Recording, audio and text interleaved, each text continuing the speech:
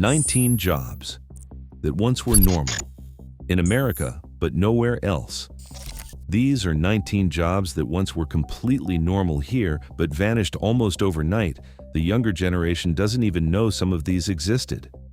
Before refrigerators, there was the Iceman, and this wasn't some minor convenience job. This was survival.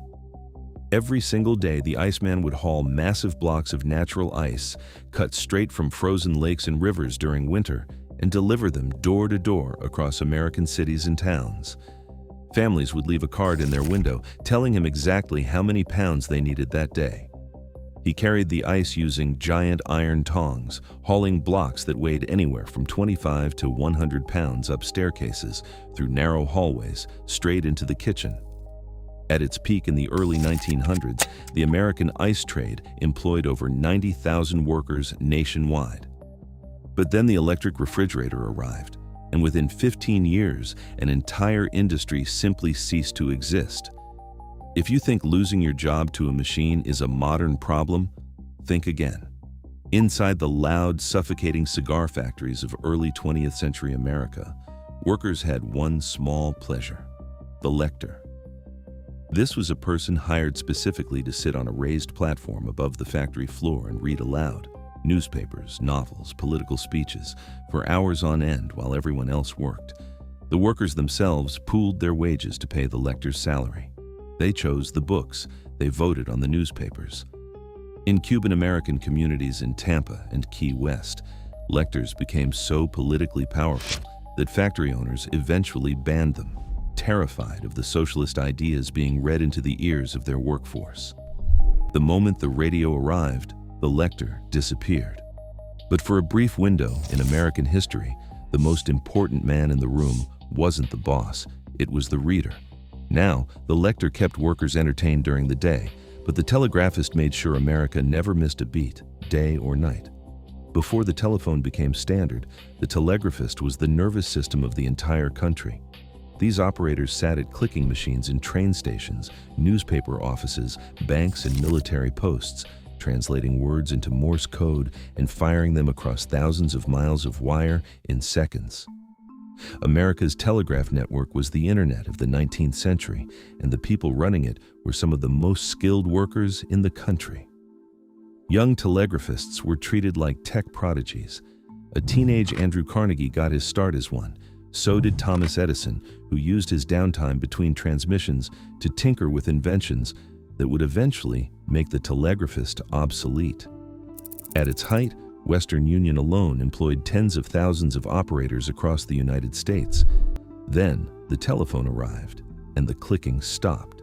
Speaking of things that clicked, few jobs were as rhythmic or as grueling as the lamplighter. Every evening, before electric streetlights existed, someone had to physically walk through every street in every American city and light each gas lamp by hand. And every morning, they had to go back and put them all out. The lamplighter carried a long pole with a small flame at the top, moving quickly through the streets at dusk in a race against the dark. It sounds almost poetic, but the reality was exhausting, low-paid, and relentless. In cities like New York and Philadelphia, there were thousands of gas lamps to service every single night. Miss one, and entire blocks were left in darkness. But then Thomas Edison flipped a switch in 1882, and within a generation, the lamplighter became a ghost. From the streets to the alleys, because before automatic pin setters existed, someone had to reset the bowling pins by hand. That someone was usually a teenage boy. The pin setter crouched at the end of the bowling lane, dodging flying pins, clearing fallen ones, and resetting the rack over and over for hours at a stretch. It was loud, dangerous, and paid almost nothing. But in the early 20th century, bowling alleys were everywhere in America, and every single lane needed its own pin setter. Some boys worked multiple lanes simultaneously, sprinting back and forth to keep up. AMF introduced the automatic pin setter in 1946, and within a decade, tens of thousands of jobs held almost exclusively by American teenagers simply vanished. Bowling got cheaper, the alleys got quieter, the boys found other work. But if you thought the pin setter had it rough, the leech collector had it far worse. Before modern medicine, doctors across America prescribed leeches for nearly everything. Fevers, headaches, inflammation, infections. The demand was enormous, and someone had to supply them. The leech collector waded into swamps, marshes, and muddy riverbanks, often barefoot, and used their own legs as bait. The leeches would attach themselves, and the collector would peel them off and drop them into buckets. American leech collectors supplied pharmacies, hospitals, and traveling doctors across the frontier. At the peak of the medical leech craze in the mid-1800s, millions of leeches were being traded annually across the United States. Germ theory eventually replaced bloodletting, and the leech collector faded into history. Though leeches, oddly enough, are still used in microsurgery today. From the swamps to the railroads, because nothing built America faster or more brutally than the men known as Gandhi dancers. These were the workers who built and maintained America's vast railroad network by hand, spiking rails, tamping ballast, aligning track, all using nothing but muscle, iron tools, and coordinated rhythm. The name itself is distinctly American, believed to come from the Gandhi Manufacturing Company of Chicago, which supplied many of the tools they used. Gandhi dancers worked in large crews and moved in synchronized motion, singing call and response work songs to coordinate their strikes. The music wasn't entertainment, it was engineering. A mistimed swing meant a misaligned rail. A misaligned rail meant a derailment. By the 1950s, mechanized track equipment replaced most of the manual labor, and the singing stopped. But without the Gandhi dancer, there is no transcontinental railroad. There is no American West as we know it. Staying on the wires for a moment, because before direct dialing existed, every phone call in America went through a switchboard operator. You picked up the phone, and a real human voice answered, asking who you wanted to reach. They would physically plug a cable into the correct socket, connecting you to your party. At first, telephone companies hired teenage boys for the job, the same boys who'd worked as telegraph messengers. It was a disaster. The boys were rude, slow, and constantly pranking callers. So in 1878, a Boston telephone exchange hired Emma Nutt, the world's first female telephone operator. Within years, the profession was almost entirely female. At its peak, over 350,000 women worked as switchboard operators across America, making it one of the first large-scale professional roles open to women in the country.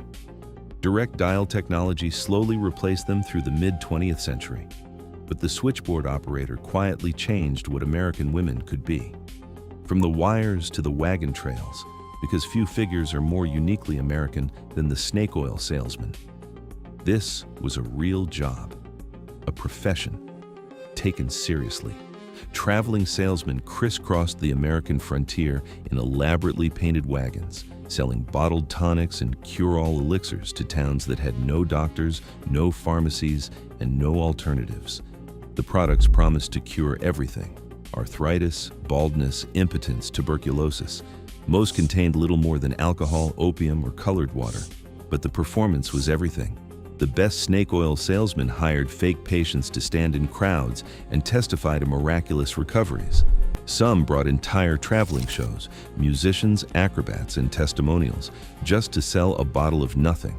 The Pure Food and Drug Act of 1906 eventually made most of their products illegal, but the phrase snake oil salesman survived and became a permanent part of the American language. Now, from salesmanship to something far more dangerous, the powder monkey. In the mines, quarries, and construction sites of 19th century America, before mechanized drilling existed, someone had to pack the explosive powder into the rock face. That someone was usually a young boy. The powder monkey tamped gunpowder or early dynamite into drilled holes, set the fuses, and then ran. The margin for error was essentially zero. These boys worked in the coal mines of Pennsylvania, the gold mines of California, and the granite quarries of New England. Some were as young as 10 years old. Child. Labor laws and safer mechanized blasting equipment eventually ended the role, but the powder monkey represents one of the darkest corners of American industrial history. A child, a fuse, and 15 seconds to get clear. But if the powder monkey risked his life underground, the resurrectionist risked something else entirely: his freedom. This was a grave robber, but not the kind stealing jewelry. Medical schools across 19th century America needed cadavers to train doctors, but the law only allowed the bodies of executed criminals to be used. The demand far outstripped supply. So resurrectionists, also called body snatchers, dug up fresh graves at night and sold the corpses to medical schools, no questions asked. It was illegal, it was grim, and it was surprisingly well organized. In cities like Baltimore, Philadelphia, and New York, entire networks of resurrectionists operated with near-professional efficiency. The Anatomy Act of 1831 in Britain had tried to address the same problem, but America's patchwork of state laws left the trade running well into the late 1800s. Modern medical education exists, in part, because of these men, from graveyards to gutters, because in America's rapidly growing cities, the rat catcher was a fully legitimate profession. Rats weren't just a nuisance. They destroyed grain supplies, spread disease, and could collapse the sanitation systems of entire city blocks.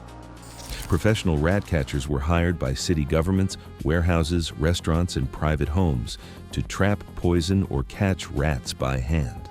Some used trained dogs, some used elaborate cage systems. The best ones built reputations and charged accordingly. In New York City during the mid-1800s, rat catching was so lucrative that some operators ran organized rat baiting rings, pitting terriers against hundreds of rats in underground gambling venues. Public health reforms and modern pest control eventually professionalized the trade out of existence. But for decades, the rat catcher was as essential to American city life as the policeman or the fireman. Staying with civic life, because the hog reeve is perhaps the most uniquely American job title ever to exist. In colonial and early American towns, particularly across New England, free-roaming hogs were a constant problem. Pigs wandered into gardens, destroyed crops, blocked roads, and caused endless disputes between neighbors. So towns elected an official, the hog reeve, whose sole job was to round up stray pigs and enforce local livestock laws. It was a genuine elected position, paid by the town, taken seriously. In many New England communities, newly married men were routinely elected hog reeve as a kind of civic hazing, the joke being that if you could manage a new wife, you could manage a stray hog. John Adams himself was elected hog reeve of Braintree, Massachusetts in 1758. A future president of the United States, chasing pigs, from livestock to leather, because the cordwainer was once one of the most respected tradesmen in all of early America. A cordwainer made shoes, but not just any shoes, new shoes made from scratch from fresh leather. This distinguished them from cobblers, who only repaired existing footwear. The distinction mattered enormously. Cordwainers were among the first American workers to organize. The Federal Society of Journeymen Cordwainers, founded in Philadelphia in 1794, is considered one of the earliest labor unions in United States history. They went on strike. They negotiated wages. They established the idea that skilled workers had collective power. Mass shoe manufacturing destroyed the trade by the mid-1800s, but the cordwainer gave America its first taste of organized labor. From leather to cloth, because the fullers were the unsung backbone of early American textile production. Fulling was the process of cleaning, thickening, and strengthening raw wool cloth after it was woven, beating it repeatedly in water mixed with clay or urine to bind the fibers together. Yes, urine. It was the best source of ammonia available. Fulling mills appeared across colonial America wherever sheep farming took hold, in Massachusetts, Virginia, and the Carolinas. The fuller's work determined whether a piece of cloth would hold together through a hard winter or fall apart at the seams. Industrial textile machinery rendered hand-fulling obsolete almost overnight in the early 19th century. But before, the factory, every coat, every blanket, every uniform worn in early America passed through a fuller's hands, from the mills to the town square, because the town crier was once the most important information system in all of America. Before newspapers were widely printed, before radio, before any of it, if you needed the public to know something, you hired a town crier. He rang a bell, shouted, "Oyez, oyez, oyez," a Norman French legal term meaning, "Hear ye." and then read the official announcement aloud in the town square. New laws, tax notices, royal proclamations, missing persons, market prices, all of it delivered by one man with a loud voice and a brass bell. Town criers were official government employees, protected by law. Harassing or interfering with one was a criminal offense. The printing press and later the newspaper slowly made them redundant. But for the first century of American life, the town crier was the news. From the town square to the river docks, because the mud clerk is one of the least glamorous and most essential jobs in all of American commercial history.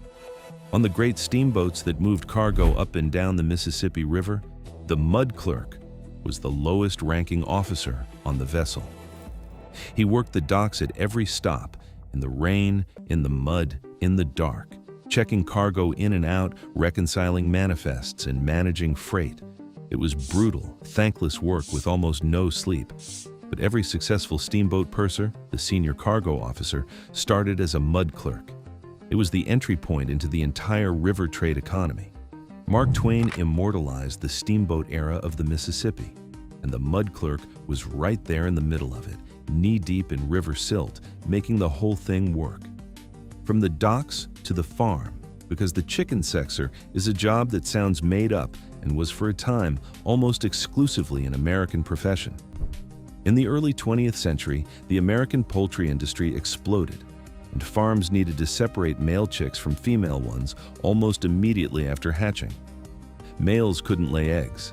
Keeping them was expensive, so they needed to be identified and removed within the first 24 hours. The problem was that day-old chicks all look essentially identical. A small group of Japanese specialists developed a technique called vent sexing, a method of examining the chick's cloaca to determine sex, and American poultry companies paid to bring these experts over specifically to train domestic workers. At its peak, chicken sexing was a highly paid, highly specialized skill. Some top sexers could process over 1,000 chicks per hour with near-perfect accuracy. Automated genetic testing has since replaced most human sexers, but for decades, this was a serious, respected profession that America built an industry around. And finally, from the farm to the furnace, because the puddler may be the most physically brutal job in the history of American industry. Before the Bessemer converter revolutionized steel production, iron had to be purified through a process called puddling, and the men who did it were called puddlers. They stood in front of open furnaces burning at over 2,000 degrees Fahrenheit and stirred molten pig iron with long iron rods for hours at a time. The heat was so extreme that puddlers regularly collapsed from exhaustion. They sweated out so much salt that they had to consume enormous quantities of beer just to stay functional. Employers often provided it. The average puddler was physically broken by his mid-30s. But in the iron towns of Pennsylvania and Ohio in the mid-1800s, the puddler was the highest-paid industrial worker in America because almost no one else could do it. Andrew Carnegie's steel revolution ended the trade almost overnight, and the men who had built American industry with their bare hands found themselves, suddenly, with nowhere left to go.